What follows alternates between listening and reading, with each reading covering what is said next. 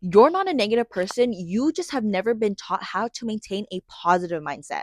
Hey guys, welcome back to my channel. My name is Christine if you're new here, and if you're not new here, I think I'm in love with you. Welcome back. For today's video, I actually want to talk about how I maintain a positive mindset because a lot of people just assume that I'm naturally positive. And newsflash, that's not how it works. I had to engrave these habits into my brain to finally get to where I am right now. First of all, you need to fully identify yourself as this identity, and that goes with everything, your habits, your mindset. It needs to align with this identity of your future self. If you want to start believing that you're a positive person, you need to write it down. You need to say it. You need to think it. Because the more you repeat something, the more your brain is going to strengthen those neural pathways into believing that you are actually a positive person. This is something called neuroplasticity, which basically means your brain is plastic. So you can mold it to however, whatever you want it to be, as long as you're using repetition. And this also goes for your habits because your habits are proof that this is who you believe you are. So if you want your higher self to be a positive person who journals all the time, who does their affirmations all the time, well, guess what? You need to start doing your affirmations. You need to start doing journaling every day until you finally become this person that you aim to be. And that's why I love the quote, be it till you become it, because once you start embodying this person that you want to become, it just comes so much naturally, and eventually you will become it. Second of all, you need to surround yourself with positive people and positive content. And when I say positive content, that does not include what the hell is going on in our world right now and with our government. You should always be educated. Anyways, you are a reflection of your surroundings. So if you are consistently talking or hanging around with people who are negative, their views, their outlooks, their beliefs are going to rub off on you, and you're not even going to realize it's a silent killer. I remember this one time me and my ex were having a conversation on why he doesn't listen to rap music as much as he did before, and he told me a theory that the government is pushing out rap musics that specifically talk about going to jail, selling drugs, killing people because they want more people in jail. And I don't know how true that is. I don't know the logistics behind that. But if you really think about it, it makes sense because the more you surround yourself with this idea of going to jail or listening to it consistently, your brain is going to think that's okay. Your brain is a sponge and it absorbs everything that you are surrounding yourself with. A great example of this is in Mean Girls when they're looking at themselves in the mirror and they're talking about their insecurities, and they look at the girl waiting for her to say something, and eventually she does say something because she feels like she's obligated to.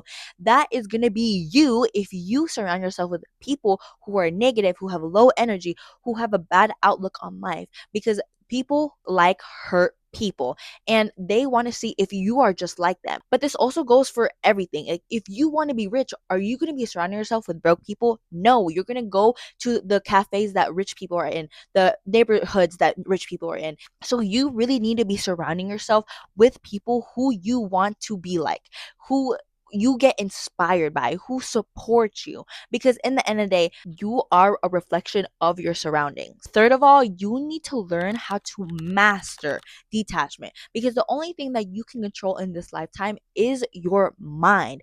And once you finally start learning how to master detachment, you're just going to be so much more at peace with yourself, and you're just going to see things for how it is. So back when I was a lifeguard, the lifeguarding season was about to end, and I started applying to every place imaginable. And I finally got an interview at my dad's job as a hostess. And I did the interview. I knew deep down I was not going to get the job, but I was still trying to be positive about it. But eventually, I didn't get the job.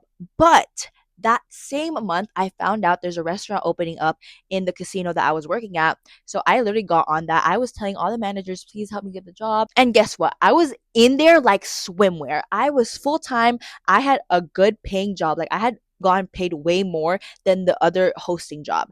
But with this job opportunity, it got me so much more further in the food and beverage industry versus the other one that I know that probably would have not done shit for me but just be a hostess. But the fact that I didn't sulk about this one and moved on with my next opportunity, it just pushed me on to becoming way more successful.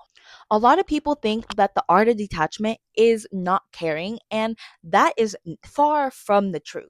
It is knowing that you can still like this item or you can still love it, but knowing the circumstances and being able to live without it, even though you want it so badly. And what's helped me the most is saying it is what it is. Because in the end of the day, it is what it is. You can't control every aspect of your life, and you're going to need to learn that everything is either experience or a lesson.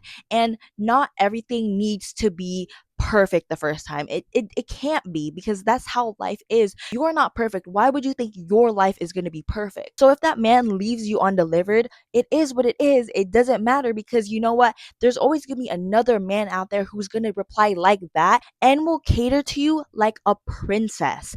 And then with your friend, let's say you're finding out that they're speaking badly about you behind your back.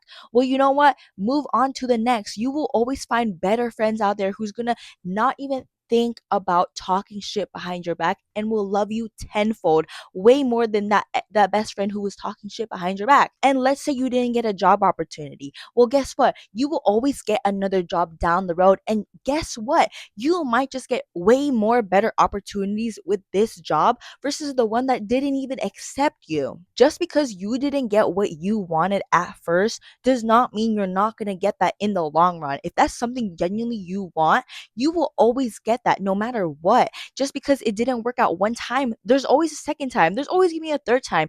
You have all this life to experience and to learn.